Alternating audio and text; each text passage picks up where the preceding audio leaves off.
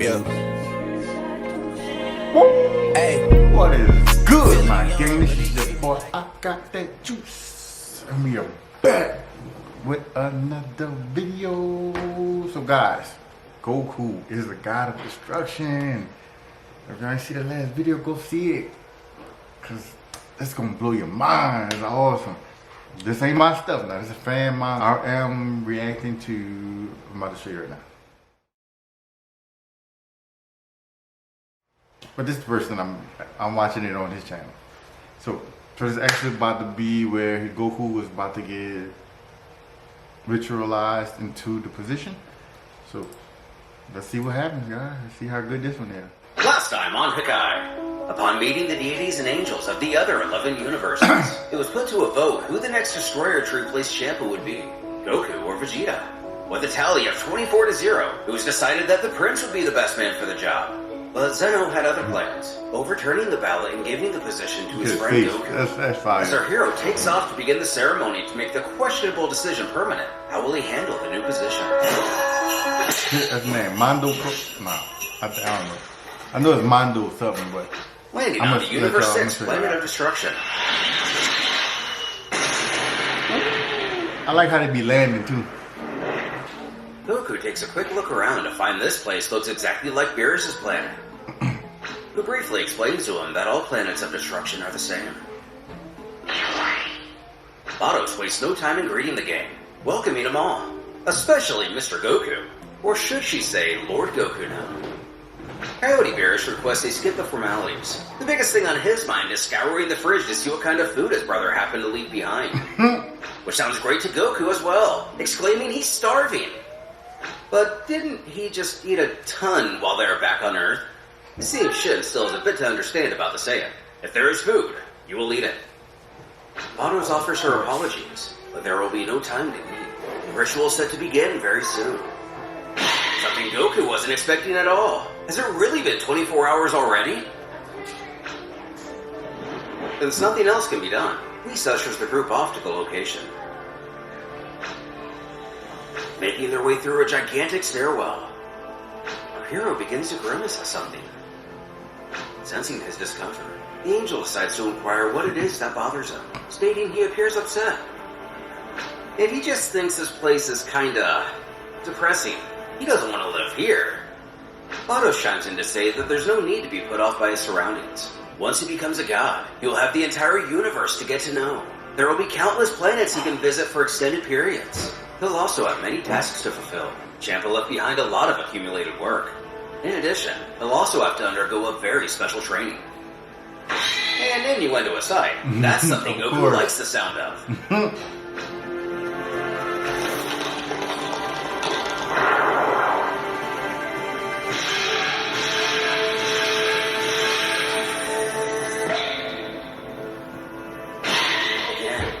The other Supreme Kaizen destroyers shoot a glare of disdain at the Saiyan. He wonders if they're late by chance. But they're in fact 2 minutes early. The looks are simply because the ritual to form a new Kakaishin are always very tense. Glancing around the area, he doesn't spot Zeno, prompting him to ask if he's coming. Alas, no. Beerus tells him that Lord Zeno finds events such as these too boring. He himself actually agrees with that sentiment. He wishes he could refuse to attend these as well. That's when a trio of statues are spotted. One of which clearly Champa. The other two an unknown lizard-like being, but the third is uniquely familiar. The Kanatian swordsman known as the legendary hero to his people. Grown with a mohawk. Naturally, Goku has to question what the deal is with these monuments, which are apparently all former destroyers who have ruled over the 6th universe. As he can see, Champa is the third. This actually shocks our hero a bit. So does this mean switching gods isn't really that all uncommon? Whis utters that even if a destroyer doesn't get ousted from their post, they will eventually leave under one circumstance or another. This could be because of retirement, dismissal, or even death. Which really shocks us. He didn't think a god of destruction could actually be killed by someone. Aren't they like the top of the top? Who could possibly stand a chance? Jay, what they doing? Beerus smirks. there are many powerful beings into what they refer to as existence. The gods of destruction may be very high on the power scale, but they are still far from the top. Once they begin his training in earnest, Otto will inform him of the story of existence and the mechanisms behind it. For now, all he needs to know is there are currently 3 generations of destroyers, making him the first deity of the 4th generation.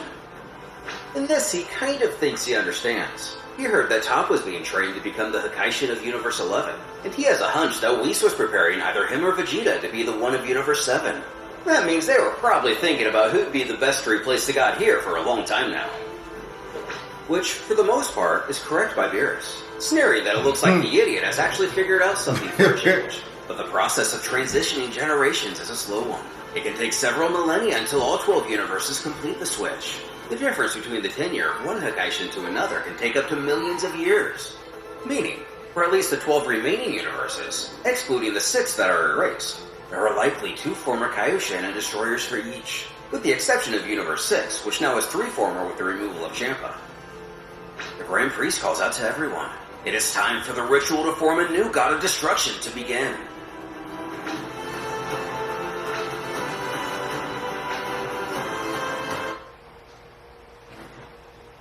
Do this brilliant trick for just 15 minutes per day to get incredible abs without working out or dieting.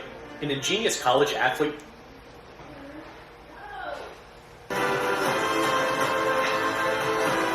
Having set up 2 cushions, the Shinkan instructs Goku to take a seat in the empty one.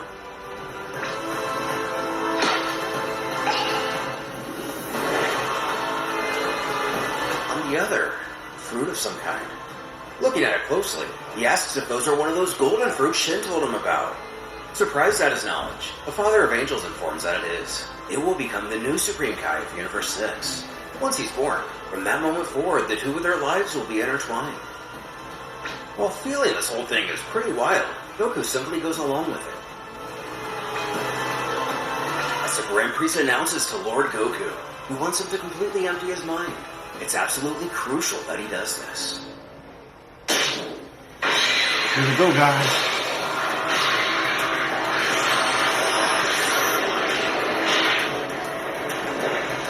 Now donning the uniform of a destroyer.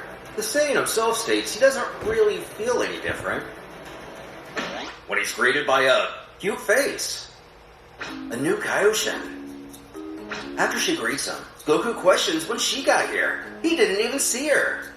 Which tends to happen when one is closing their eyes. Really looking her up and down. He didn't even know the Supreme Kais could be girls. Apparently never hearing the story of the West Supreme Kai way back when. But actually, Kaioshin have no gender, though some are born with a female appearance. She tells him her name is Lei, by the way, and it's nice to meet him. Who returns the formality. Grand Priest states he only hopes the pair can stay this cordial for the long haul, as from this point on, their lives are now intertwined. They will need to work together in harmony for the good of their universe. Goku raises his hand with a concern, beckoning the great sir. He's not so sure anything within his body has changed. Could it be something went wrong with the ritual? Well, no. Everything has been executed perfectly to plan. He'll feel changes within his body gradually. But starting today, his body has stopped aging as divinity now courses through him. Vados chimes in that she must say, Goku is looking a whole lot better in that uniform than Champa ever did. Confused, our hero looks down to finally discover the change in attire, wondering when he put this on. But without answering the, let's say, rhetorical question, that Shinkan announces to everyone in attendance, this is the newest Kaioshin, Lei, in Hakaishin, Son Goku. As all the other angels and destroyers bow, it's then told to the pair that from this moment forward, it's their mission to work together for the good of the Sixth Universe. It's their duty to maintain a perfect balance between destruction and creation, as well as preserve the good of the universe as a whole. Having said that, the ritual is now over. Everyone is dismissed. Whis turns to the Saiyan to question if he still doesn't feel any different. And now that he mentions it, he is starting to notice a little bit of change. He feels a very strange key inside of him. It seems a bit familiar, but he can't put his finger on it. The angel informs that what he feels is his energy of destruction. Signs are already beginning to arise in his body. But energy of destruction? He means like the Hakai. But not exactly. The Hakai is a specific technique used to destroy. Energy of destruction and the Hakai are aesthetically similar, but the latter is a byproduct of the former. The energy itself is much more simple to learn than the technique. This will become more apparent in time. And Goku hopes so, because right now, not a lot of this is making sense to him. But he promises Beerus to put a lot of effort into his training as a god of destruction, and become very strong. When that happens, they can finally have their rematch. Almost giving a compliment, Beerus can't help but comment that the newest destroyer is still wet behind the ears, but he's already finding himself. Before turning to Whis and Shin, stating it's time to go. As they bid him farewell, Goku finds himself genuinely in uncharted territory for the first time in a while. Leaving us to Lei. What about her? Mentioned before, Champa and Fua left a lot to be accomplished in regard to keeping the universe in balance. Of course, more Champa's fault than Fua's. But the both of them have a lot of work in front of them, and will have to prepare as much as possible. Goku must first focus on controlling his new powers. While he does that, Lei will travel to the sacred planet to learn everything required to become a good goddess of creation. Introducing Lord Kiboru. He's been waiting in the wing for the ritual to end. He can escort Lei to the Supreme Planet and teach her all she needs to know. The pair introduce each other, likely leading to a similar relationship as to that of Shin and Kibito. Lei turns to everyone to bid him goodbye. With her departure, Goku looks down at his clothes once again. Does he really have to wear this all the time? He doesn't think he really likes them. I seen that coming. Though that attire is only mandatory in formal situations. As long as he's on his own planet, he can wear whatever he wants. Clothes beaming him back to his regular gi. The Saiyan feels much better. With all accounts settled, Vados then asks if he's ready to begin their training.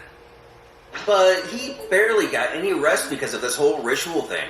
He kind of stayed up all night to be with Chi-Chi and the others. Does she think he could catch a little nap first? And of course, when would he like to be awoken? Does 35 years sound right? But 35 years? Does this mean he'll have to sleep for several decades like Beerus now? He was only thinking a couple hours.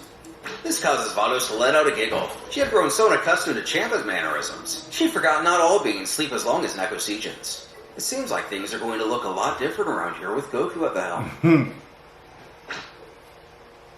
Back in Universe 7 with Beerus. We spots the destroyer sitting atop a tiny butte or tree stump, leading him to inquire if all's well. He's been perched in that same spot since they got back several hours ago. Though the cat assures he's simply enjoying the peace and quiet for a change. He hasn't gotten to enjoy the serenity of his planet with those Saiyans always training here. Whis presses the issue, likely getting a bit of joy seeing him wistful. Beerus relents and admits maybe it's a little too quiet without those two mortals here. He must have gotten used to those idiots always causing such a racket. The angel agrees. They surely are quite the characters. Especially Goku, always with that slack-jawed look on his face. They capping on Goku hard. Beerus is curious how Whis thinks Goku's going to handle this whole god of destruction thing. He himself admitted he has no desire to destroy and such. Which is quite the intriguing question. He too is curious how he's going to handle the moral conflict such a position demands. One thing he is sure of, he certainly won't remain the same Goku they've come to know.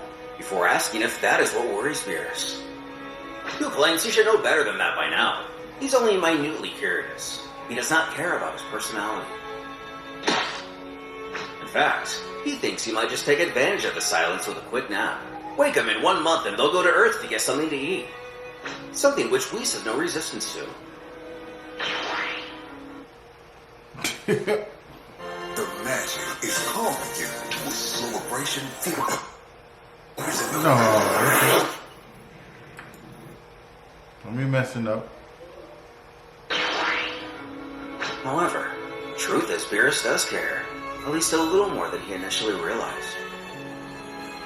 The next day, after a long rest, Goku begins his training to master his God of Destruction powers. Vados explains that the first step of his training is to access his energy of destruction. There are several levels of refinement for this energy. He'll have to advance through these stages as he gains more experience from using it. From the very beginning, What he needs to do is feel the necessary emotions for destruction. But emotions? Does he access this energy through his feelings? In short, he does. When he's destroying something, it's natural that emotions such as anger will flow within him. And that's easy. He already learned how to control his emotions just from using Super Saiyan. Though it's not that simple. His anger, whether controlled or not, cannot be all over the place. It must have direction. An exclusive desire for pure destruction. He has to rid his mind of any hesitation, retaining only the need to destroy. And now that she mentions it, this sounds pretty familiar to something Vegeta said to him when Beerus was teaching him the Hakai. Vados then tells that the formula may be the same at first, but the result will not be. What a mortal can do is simulate this energy to the point of being able to use the Hakai. And if we remember, Goku himself managed this against Zamasu in the manga. But, again, this is merely a technique that comes from the energy itself, and a watered-down one at that. Vegeta's potential of using the Hakai is completely dwarfed by a destroyer's ability to use the energy of destruction. And given their rivalry, this is just fine by our hero. With that, she wants to see how he does in practice accessing it and directing his emotions. She instructs him to bring out his energy of destruction.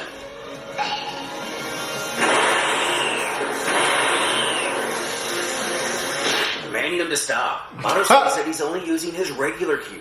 Doing this will not draw out his destroyer energy. A bit confused, Goku believes he felt all the anger he possibly could. What's he supposed to do now? And if he can't tap into the correct type of anger, all that's left to do is meditate on it. But meditate to become angry? And that's exactly right. By meditating, he'll be able to find the source of destruction within his mind. He'll have to familiarize himself with it. He's not really sure if he even follows, but he'll try. She tells him to dive deep into the depths of his mind. Try to feel all of his ki and types of energy, and of course emotions which pass through his body and mind. You will certainly find, even if in the most intimate regions, a source of negative energy. This is often found in the darkest abyss of one's being. When he finds that energy, join it. He must make it his own. Though he must be very careful, as if his will is too weak, it'll consume him.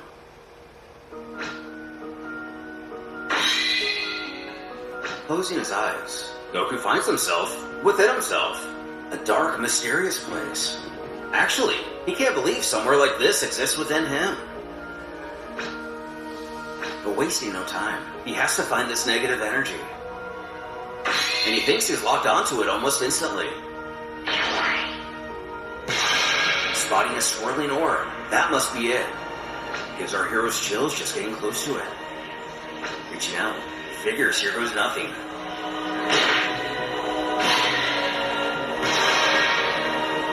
Touching it, Goku has never felt such a sensation before. The pain is more intense than anything he's ever experienced. What is this blind fury?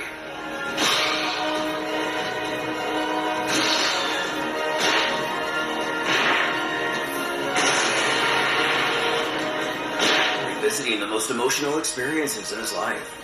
Goku screams he will not be consumed. The darkness will obey his command and give him its power.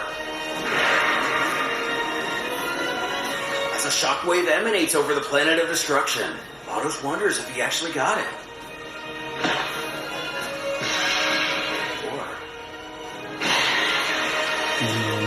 Ooh, that boy got it.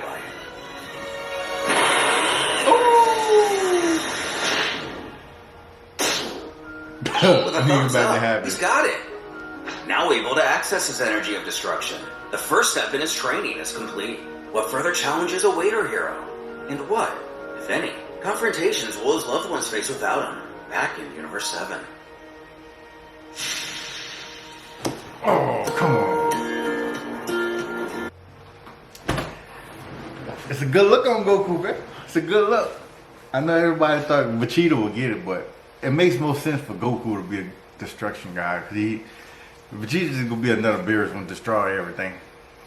He got a hot head, you know what I'm saying? But I think Goku would be a good fit for the destruction guy. I can't wait to see how far this goes. It's a good story already. I'm liking it. I gotta catch up with this. So catch you in the next video, guys. Don't forget to like, comment, subscribe. Ooh, running up to the sky, to the moon, to the space. I don't care. Run these numbers. Hey, Come on. feeling young, but they treat me like the OG. And they want the T on me, I swear these bitches nosy. Said he put some money on my head, I guess we gon' see. I won't put no money on his head, my nigga